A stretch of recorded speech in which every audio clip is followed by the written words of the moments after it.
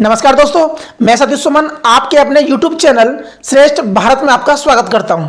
दोस्तों, हमने पिछली वीडियो के माध्यम से पढ़ा था इतिहास में महमूद गजनवी का सोमनाथ पर आक्रमण, कि सोमनाथ पर आक्रमण उसने क्यों किया और क्या क्या घटना हुई। उस वीडियो को देखने के लिए आप डिस्क्रिप्शन बॉक्स में दिए लिंक पर क्लिक करके देख सकते हैं, या फिर प्लेलिस्ट से देख सकते हैं, या आई बटन पर क्लिक करके भी देख सकते हैं। तो आज की वीडियो में पढ़ेंगे हम सुप्रीम कोर्ट के बारे में, कि संविधान में सुप्रीम कोर्ट के बारे में क्या क्या प्रावधान किए गए हैं, कि उसका गठन कैसे हुआ, उसकी पृष्ठभूमि क्या है, कितने न्यायाधीश थे और कितने अब हैं, उनकी नियुक्ति, उनकी कार्यावधि और उनको पद से हटाने वाले जो भी प्रावधान है वो सारे पढ़ेंगे। साथ ही पढ़ेंगे कि सुप्रीम कोर्ट के क्षेत्राधिकार कौन कौन से हैं। तो जिन्होंने अभी तक हमारे चैनल को सब्सक्राइब नहीं किया है तो प्लीज चैनल को सब्सक्राइब कर लें, बगल में जो बेल आइकन है उसे भी क्लिक कर दें ताकि हमारी हर वीडियो का नोटिफिकेशन आप तक पहुंचता रहे। दोस्तों, भारत का सर्वोच्च न्यायालय न्यायिक समीक्षा करने वाला एक शीर्ष न्यायालय है, यानी कि न्याय की समीक्षा करने के लिए उससे ऊपर और कोई निकाय नहीं है। यह भारत के संविधान के तहत न्याय की अपील के लिए अंतिम न्यायालय है। आगे बढ़ने से पहले इसकी जान लेते हैं कि इसकी पृष्ठभूमि क्या है, इसका इतिहास क्या है। तो दोस्तों, हमने संविधान के विकास यात्रा के बारे में पढ़ा होगा। उसमें पढ़ा हमने सबसे पहला एक्ट 1773 का रेगुलेटिंग एक्ट। उस 1773 के रेगुलेटिंग एक्ट के माध्यम से एक प्रावधान हुआ कि कलकत्ता में एक सर्वोच्च न्यायालय होगा। इसी 1773 के रेगुलेटिंग एक्ट के माध्यम से कलकत्ता में सुप्रीम कोर्ट की स्थापना हुई।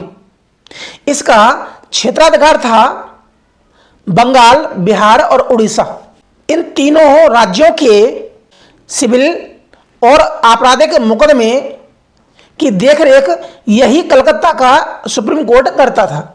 इसके बाद जॉर्ज तृतीय के आदेश से सन 1800 में मद्रास में और 1823 में बंबई में न्यायालय की स्थापना हुई।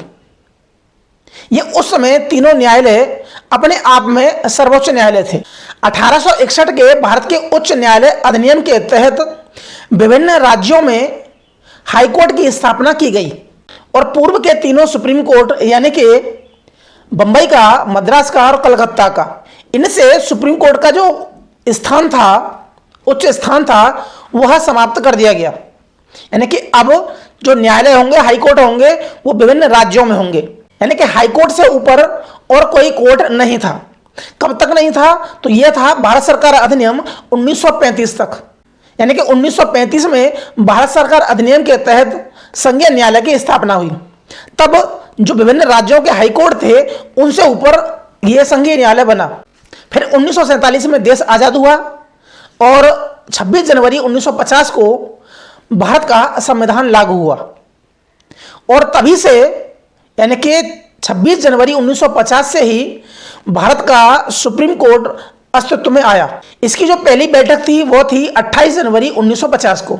भारतीय संविधान में अनुच्छेद 124 से लेकर अनुच्छेद 147 तक, यानी कि 24 अनुच्छेद वह सुप्रीम कोर्ट से संबंधित प्रावधान दिए गए हैं, जिसमें अनुच्छेद 124 एक के तहत कहा गया है कि भारत का एक सुप्रीम कोर्ट होगा, जिसमें एक सीजीआई यानी कि मुख्य न्यायाधीश होगा और 7 अन्य जज होंगे।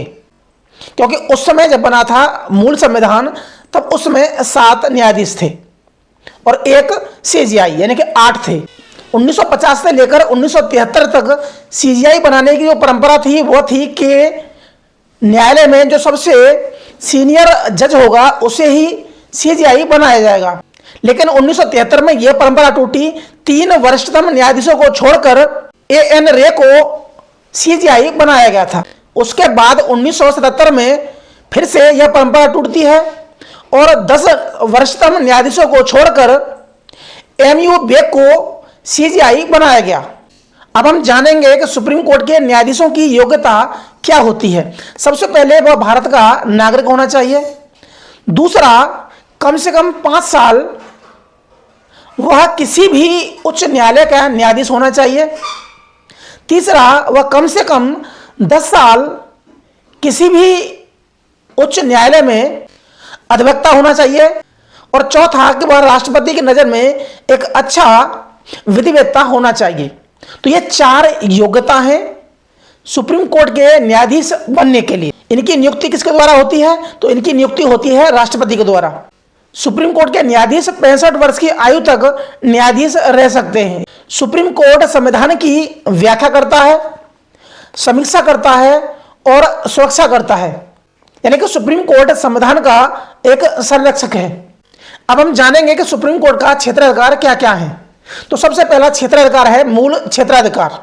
इसके अंतर्गत अगर राज्यों या विभिन्न राज्यों के अंतर्गत कोई विवाद हो या राज्यों का और केंद्र के बीच में कोई विवाद हो तो इसका निपटारा सुप्रीम कोर्ट ही करेगा। तो यह मूल क्षेत्राधिकार के अंतर्गत आता है। दूसरा है रिट क्षेत्राधिकार। इसके अंतर्गत जो संविधान की आर्टिकल है 32, उसमें बताया गया है कि अगर सरकार के द्वारा नागरिकों के अधिकारों का हनन होता है तो कोई भी नागरिक या उनका कोई संगठन सुप्रीम कोर्ट में रिट दायर कर सकता है अपने अधिकारों को बचाने के लिए या दूसरों के अधिकारों को बचाने के भी कर सकता है। तो इसे कहते हैं रिट क्षेत्राधिकार। इसके अंतर्गत 5 प्रकार की रिट आती हैं, जिसमें बंदी प्रत्यक्षीकरण, प्रतिषेध, उत्प्रेक्षण, अधिकारपेक्षा और परमादेश। तीसरा क्षेत्राधिकार है अपीलीय क्षेत्राधिकार।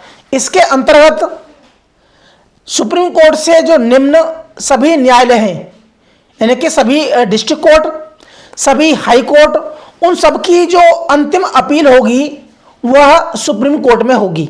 इसे कहते हैं अपीलीय क्षेत्राधिकार, जिसमें संवैधानिक मामले, आपराधिक मामले, सिविल मामले या कोई विशेष मामले हो, उन सब की सुनवाई सुप्रीम कोर्ट करता है। चौथा क्षेत्राधिकार है सलाहकार क्षेत्राधिकार।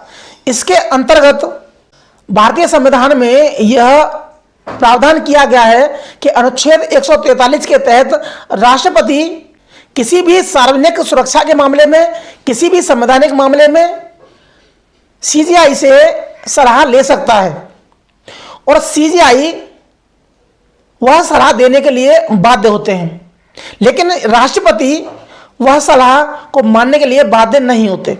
तो यह है सुप्रीम कोर्ट का सलाहकार क्षेत्राधिकार। 5वां क्षेत्राधिकार है अभिलेखीय क्षेत्राधिकार। इसके अंतर्गत सुप्रीम कोर्ट द्वारा जो भी आदेश निर्देश दिए जाते हैं वो भारत के सभी न्यायालयों पर बाध्यकारी होंगे, यानी कि वह एक रिकॉर्ड के रूप में, एक अभिलेख के रूप में माने जाएंगे। सुप्रीम कोर्ट ने जो भी टिप्पणी की है, जो भी आदेश दिया है, निर्देश दिया है, जो भी फैसला सुनाया है, वह सभी न्यायालयों पर बाध्यकारी होंगे। तो दोस्तों, आज पढ़ा हमने सुप्रीम कोर्ट के बारे में। आज की वीडियो में सिर्फ इतना ही। मिलते हैं हम अगली वीडियो में, तब तक के लिए नमस्कार।